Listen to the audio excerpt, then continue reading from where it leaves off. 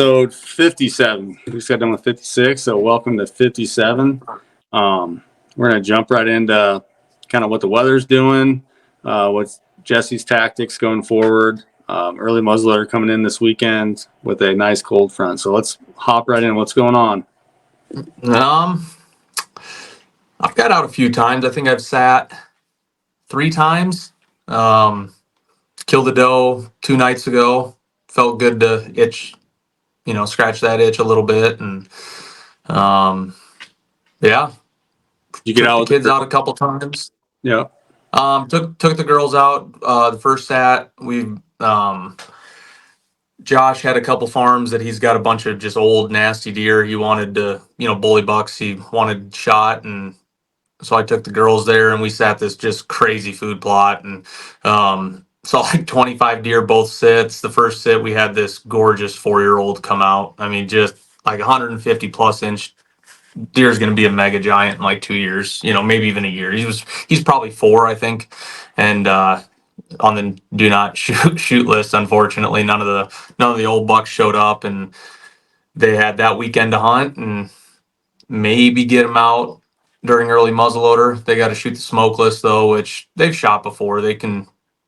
You put on that death grip and they can handle it pretty good. So we'll see. Nice. Yeah, as far as youth season goes, Jay shot his first buck, which that episode's out on our YouTube page. You did a great job editing that, and he was excited. I got that off to the taxidermist. So looking forward to get that back. And I guess looking forward to something showing up on my own farms. We had a bad case of EHD. I mean, it's decimating, I'd say, percentage wise. I'm a numbers guy.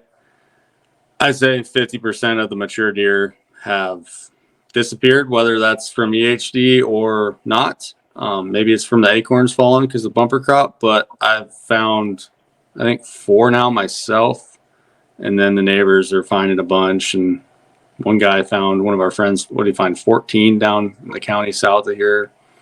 And it's just, and it's not going to stop till hopefully this freeze that's supposed to come on, I think Monday, Tuesday, it's going to get down to 30, 32 degrees. So hopefully we get a hard freeze and helps kill these midge flies. Yeah, that'd be nice. Like I said, I had one doe on camera on my personal farm, and she didn't look, I don't know if it was EHD or what it was, but I mean, tongue hanging out and just did not look good. And I had her on camera going down into a ditch down by the creek, and I'm like, well, I know where she's at. Yeah, that could be it.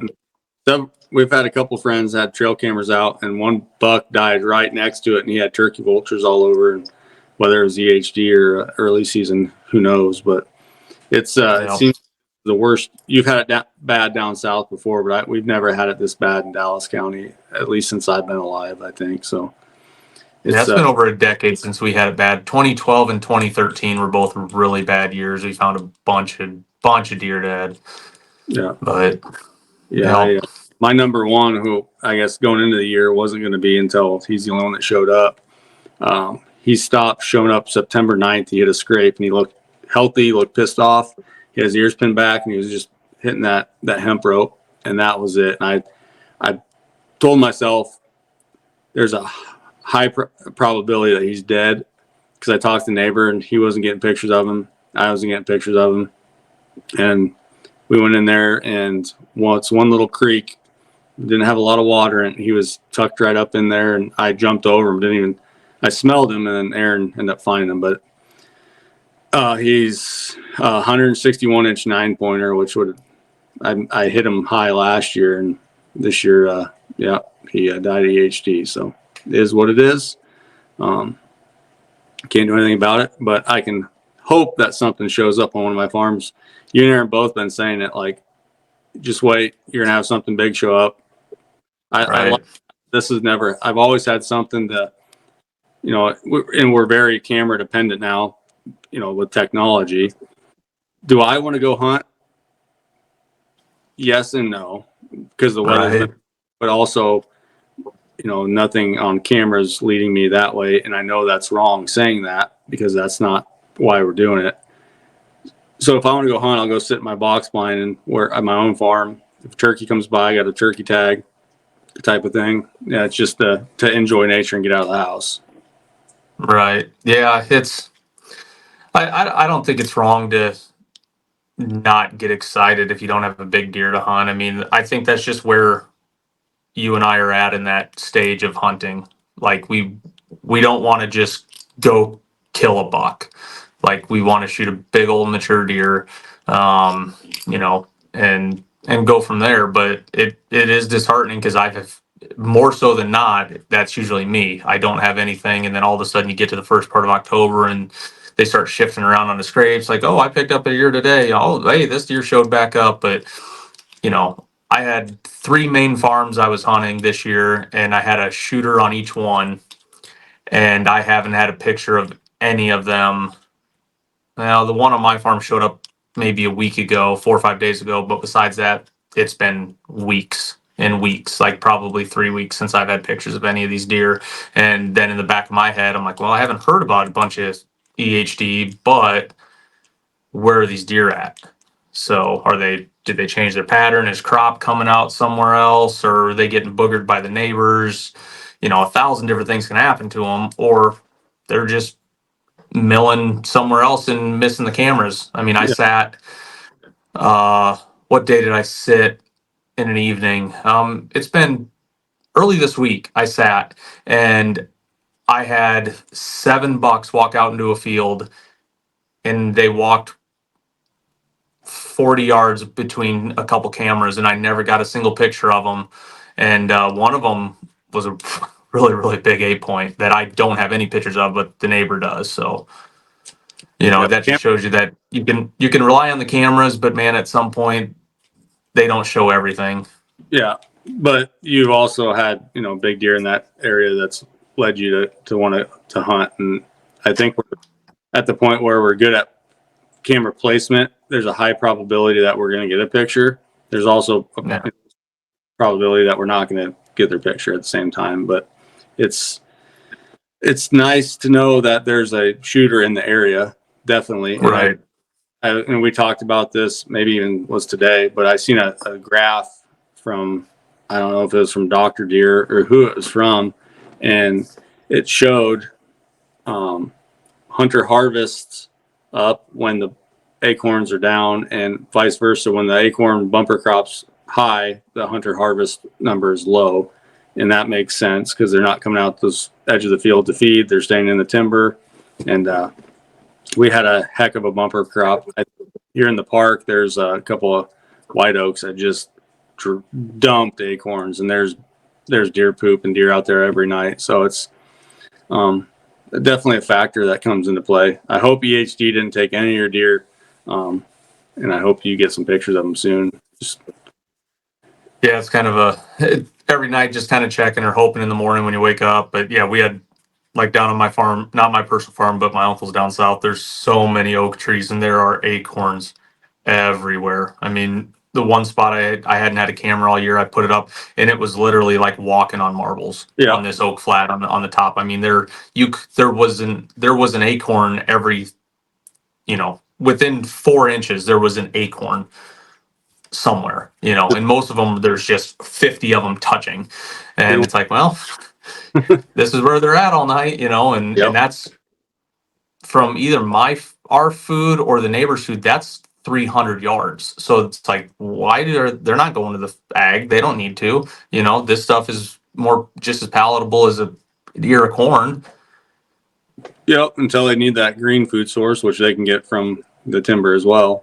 So yeah, all the browse right now, nothing's froze, so all the green stuff is still green. I mean, I gotta say, as far as it's nice to have that browse. It also sucks as far as like native. If you're looking at honeysuckle, the honeysuckle stays palatable till way after first frost, and those deer are hammering it. So if you got a honeysuckle patch, don't overlook that. I guess I'll get at.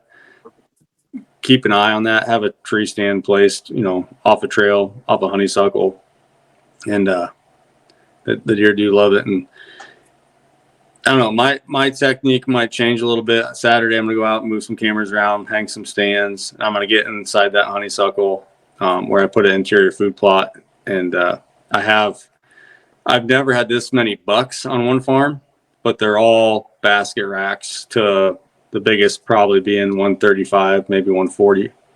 And there's probably 15, if not 20 different deer and a bunch of does and turkeys. And it's exciting to see something that hopefully will show up there, but we'll see as time allows. Yeah, it's usually a good spot. There's usually a couple good deer that show up there during, pre-rut and rut, and kind of just timing these fronts and all this stuff.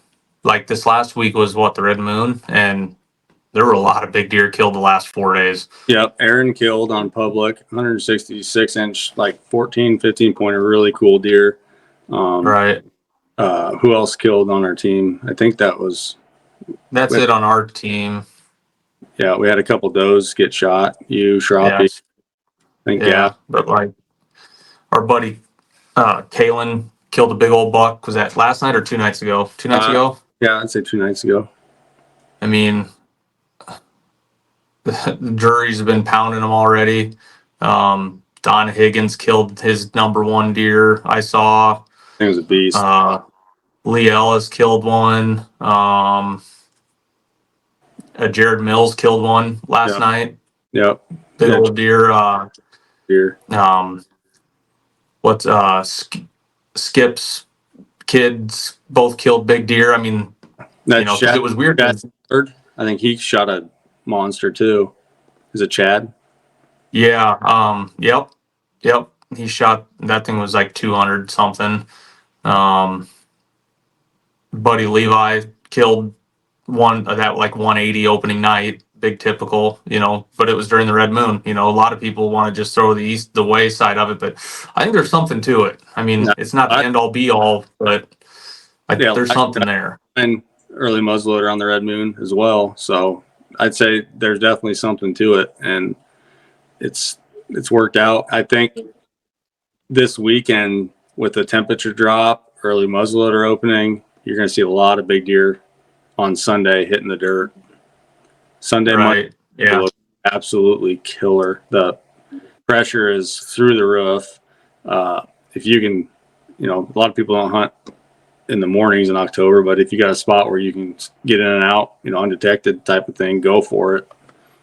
And I got that piece. I had that old 9-pointer show up this morning.